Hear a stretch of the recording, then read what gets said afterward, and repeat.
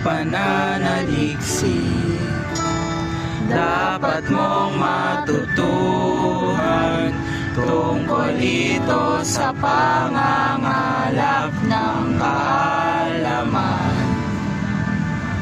Naisipakita ang pagtuklas ng solusyon, paghahanap ng problemang nais nating wakasan.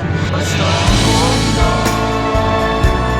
na mayroong pagbabago, gamit statistika, impormasyon, teorya at ng datos pagkalanon.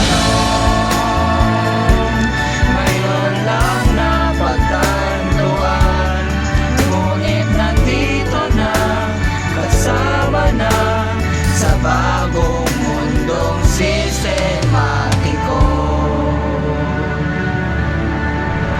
May gandang aralin, objektibo at kritikal na pagsusuri at malawakan na investigasyon.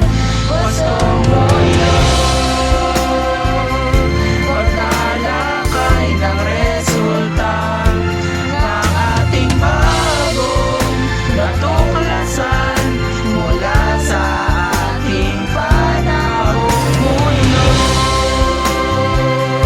Mga pintong bukas sa atin, ang bawat hinangat matutupad para sa ating bagong bukas. Sa ating mundo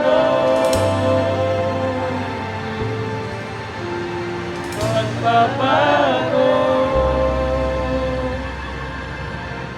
at ang gusto ay natamo.